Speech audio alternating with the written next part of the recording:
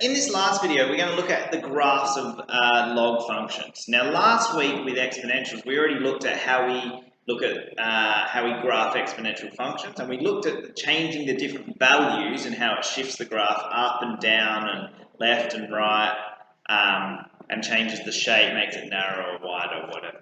Okay, so we're going to do basically exactly the same thing with our log function. Okay, so let's just call this graphs of log functions. Okay. Now, last week we looked at the graph of e to the x, or exponential functions like this. So we said there's an asymptote which runs along this point here. Okay. Now, with the log function, because they're inverses of each other, they are a reflection. So the log function goes something like this. Okay. So it has an asymptote along this point. Okay. Now, exponential functions we know pass through the point 0, 1. So therefore, we know that log functions pass through the point 1, 0. Last week we said that e to the x is always greater than 0.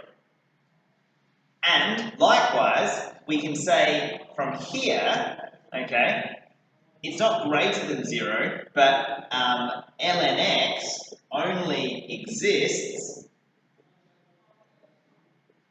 for x greater than 0. Okay, so ln 0 does not exist. Okay, important fact. And ln 1 is equal to 0, as can be seen here. Okay, so the graphs are very similar to what we had last week. Similar shape, similar properties. Okay. Now you might remember that last week we looked at the general exponential function. Okay. So we looked at the function y equals a times e to the bx take c plus d. Okay. And whether it was e or 2 to the, I think we might have looked at the example of 2. It doesn't matter, whatever that value is. Okay. We looked at functions of this nature. Okay.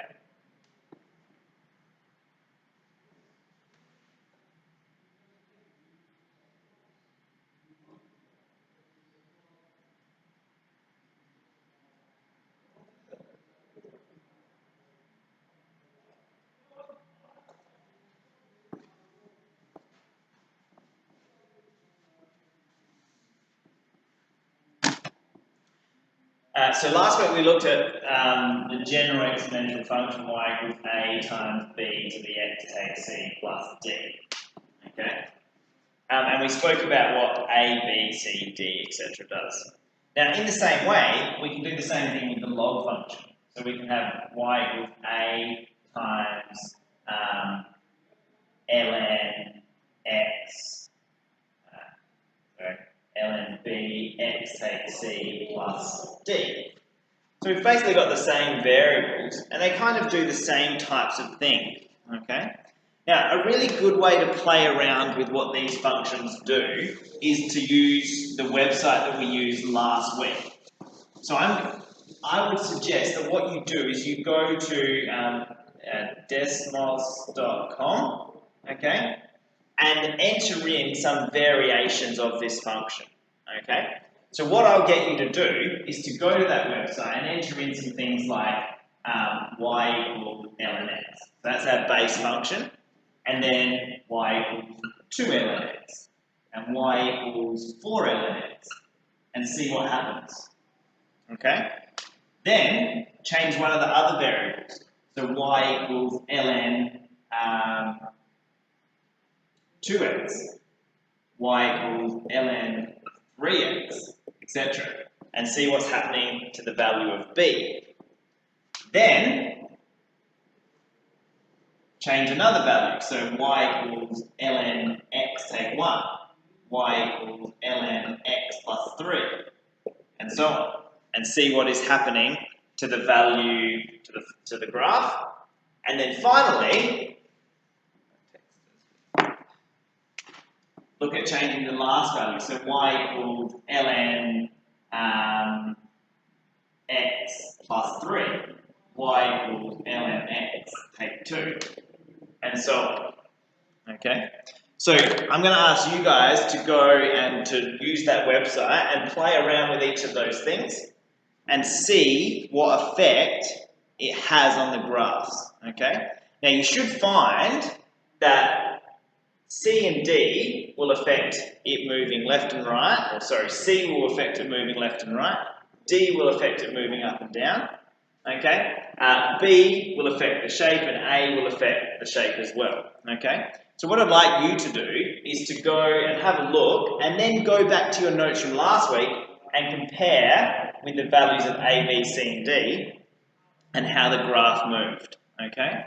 So in terms of how I would expect you to answer a question like this, I might give you a function like ln x and ln x take 1 and ask you to explain what transformation has occurred to get from there to there, and you would need to explain whether it goes up, down, etc.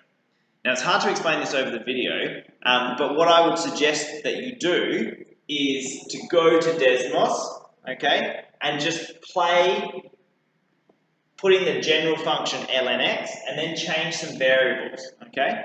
See what happens to the function, okay? And playing around with it yourself will give you a good understanding of how the function changes, okay? All right, so that's it for this week. That's all the lecture material. Just remember that next week there's a test, okay? So that's in week 4 on Monday at the start of the lesson. So the content we've covered today will be covered in the test, as well as the exponentials and the functions. So all the stuff from weeks 1 to 3. What I'll do, because I haven't seen you this week, I will spend a little bit of time at the start of the lesson if people have got questions that they haven't asked. However, I'd really encourage you to use the forums or email me during the week before the test if you've got questions, okay? Remember that what you need to do now is to download the practice questions from this folder, practice questions week 3. I would like you to work through them, write out your solutions, scan them, and then upload them in the appropriate spot on Moodle, okay? The solutions to those exercises will become available on Friday night or Saturday morning once everyone has submitted their work, okay? And then I'll give you some feedback on those next week if you've got any questions. But also, because we've got the test, you really should log back onto Moodle, look at the solutions and check to see how you've gone, okay? Because we'll go straight into the test after a few minutes in week 4, okay? So I know the timing isn't great here, but any questions at all, let me know. As I've said lots of times, contact me on email. You've got the whole week to ask me questions. Remember also that on Monday from 11 till 1, I have a help desk in B6 14A. So if you've got questions, then definitely come to that and you can ask the questions that you've got before the test, okay? All right, thanks for listening, guys. Make sure you've done both the quiz covering the lecture content and that you do the practice questions and upload those to Moodle. If you've got any questions, just let me know. All right, thanks, guys.